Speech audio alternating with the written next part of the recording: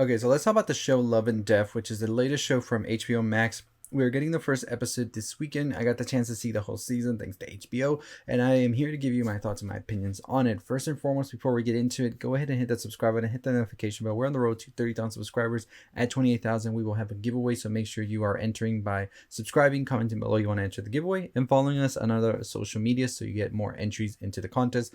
But let's get right into Love and Death. So this basically is a true crime story of Candy Montgomery. I won't get into the whole thing about what happened. I want to do that in another video, talking about the case itself in real life and the show and differences. This took place in Wiley, Texas. We have Elizabeth Olsen playing Candy Montgomery, Jesse Plemons playing Alan Gore, Patrick Fugit playing Pat Montgomery, Rabe playing Betty Gore, and we have a ton of other people in here who are just so good in the show.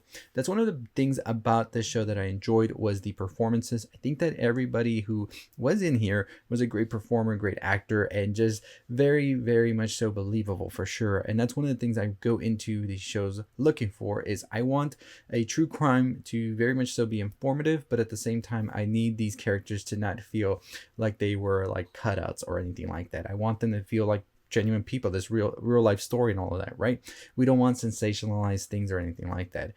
But I will say that the strongest actor for sure is going to be Elizabeth Olsen. I think she really ties the whole series together. She's playing a very complex, very layered, very calibrated role, you could say, that is just so good from beginning to end. And that was one of the things that I think binds the show together, because I will say one of the things that I didn't like as much was the first couple of episodes were a little bit hard to get through. They lulled around, and I was kind of wondering when was this going to go, when was this going to start hitting, and it very much so happens to the middle part of the series, which was a little bit of a bummer. I feel like you could have cut this show down to 2 episodes down, get them out of there, and it would have been a lot leaner and meaner at 5 episodes. But I know I will not say more about that, because that's the only thing I really did find disinteresting about the show was just its pacing when it came to episodes, and some of them dragging on a bit longer. Like I said, this is a true crime story, and one of the things I will say is it does get pretty brutal, and you least expect it to. That was one of the things, because I was first watching it, and then when the crime itself happens, I was kind of like, oh, okay, that wasn't as bad, or that wasn't as horrible as I thought they were going to go. But then there's a certain part in the show where they really get into it, and then you really start to see just how insane and aggressive it really was. And I thought that that was something that the show did well at portraying. And then when it comes to true crime and all of that, I do have a very fine line of how much I want to consume this type of media, because at the end of the day, there are still the victims' families and everything that we'll hear, we'll see, especially nowadays with social media, probably come across this.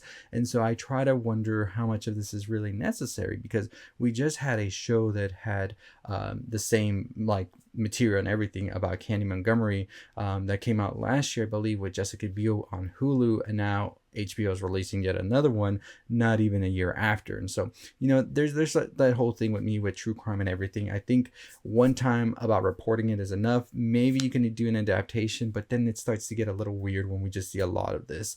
So I will say that I don't think that there should be another show based on this crime. I think that this is definitely the one and done, and for sure they do get into everything from the beginning of it and how it sort of culminated into it, and eventually lead into the courtroom and the sentencing, all of that, which I thought was a good way to show this. But like I said, it takes a bit of its time, and it sort of tries to do too much at the beginning, and I feel like that was definitely what made it feel a little bit of a bore at the beginning for me. But like I said, it finishes off strong. The courtroom scenes and all of that are definitely the highlights of it, and I do think that Elizabeth Olsen's portrayal throughout is just great and really keeps you engaged throughout. Now, I know I talked all about Elizabeth Olsen here. That's not saying that anybody else in this was bad. You had Krysten Ritter, you had Rabe, you had Jesse Plemons, who do a phenomenal job as well at playing the characters that they have here. And I think that for the most part, it is a show that works. But like I said, the only downsides for me for the show was just the pacing and the length.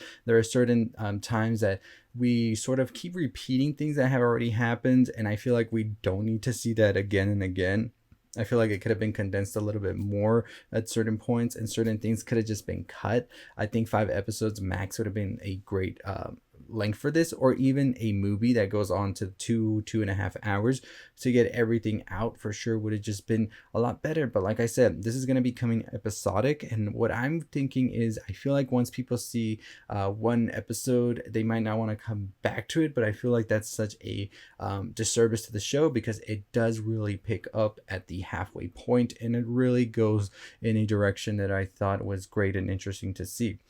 Overall, I definitely would recommend the show, especially if you're a fan of Elizabeth Olsen, or you just want to know more about this crime, true crime, all of that.